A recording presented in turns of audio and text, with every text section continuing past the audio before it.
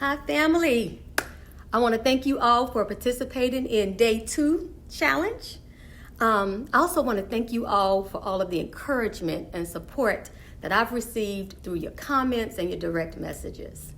I want to thank all of you that have already signed up to join the My Soul Purpose community. That community will be open for new members actually on Friday. So be on the lookout for the email with your membership approval and the login information. Yesterday, I told you all that we would be talking about how to take action on uncovering your purpose today. However, I received a ton of messages and feedback from you all that made it clear that we needed to go into a different direction today. You see, the beautiful thing about this time that we're having together is that I am an obedient child, which means I go in the direction that I'm called to go. I am not invested in my own plans, my own schedule, my own agenda, because, y'all, this is not about me. So, let me first applaud each of you who took the time to answer the questions that I gave you on yesterday. I want you to congratulate yourselves for showing up and playing full out. This challenge is just like anything else in life. You're going to get out of it what you put into it. But now, after you've done all of that, I'm going to tell you to take that paper with your answered questions, fold it up, and put it to the side. And you're probably thinking, why, right? Because it was just a little bit of a setup, okay? The questions yesterday gave you an opportunity to think about your interest and the things that you like to do. And that points more to passion than purpose. People often use those two words, passion and purpose, interchangeably, but there is a distinct difference. Passion is based largely on the what. What do you like to do? For example, I have a passion for interior decorating. But purpose is based on the why. Why do you do what you do? Purpose is that driving force behind the passion. It gives you a sense of direction and meaning. It's not the thing you do, it's the reason you do what you do. It's the why, okay? So now that we've cleared that up, let's talk about the reoccurring theme that came up time and time again in the messages that I received from many of you, and that is fear. You see, one of the byproducts that come from the self-evaluation journey that we took yesterday is you start to drill down into what's really holding you back and standing in your way of taking action and becoming who you're called to be. And you guys, fear is the number one thing that holds us back. It's fear that tells us we're not good enough. It's fear that tells us we're never going to lose the weight. It's fear that tells us that no one will ever love us. It's fear that tells us that the business will never work and we're going to fall flat on our faces. It's fear that tells us that we're too old and it's too late. Fear will keep you standing on the shore, watching others sail away on the boat. And you guys, that same fear will keep you clinging to the edge of that boat while others step out and walk on the water. Fear will cause you to miss opportunities and open doors.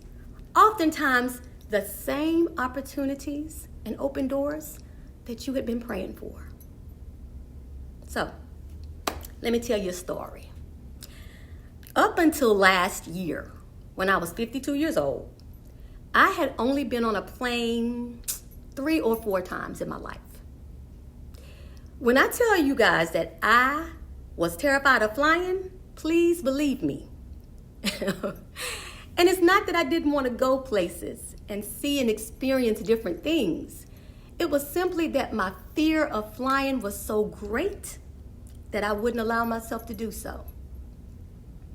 Now, I wouldn't admit that I was missing out on opportunities because I wouldn't fly. Oh no, never that. So I would say stuff like, child, I ain't trying to get on no plane and spend all that money to go to places I can see on TV. Or how about this one? I don't have time to be flying all over the place when I can be back here at home making some coin. You know, we have a way of making our fears sound real, real sexy.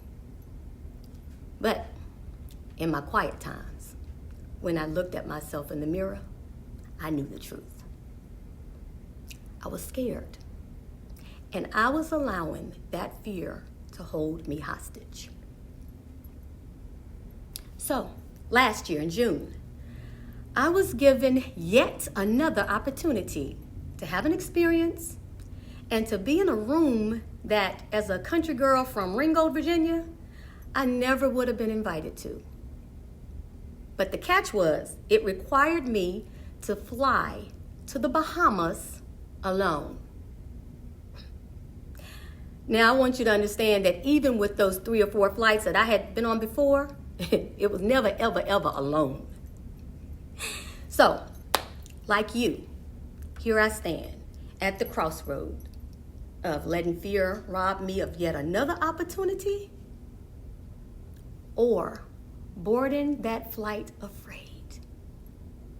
Listen, you can't wait for the fear to leave you because it may never be entirely gone. You have to move in spite of the fear. You're gonna have to do it afraid. So guess what? I got on that flight and it changed my life.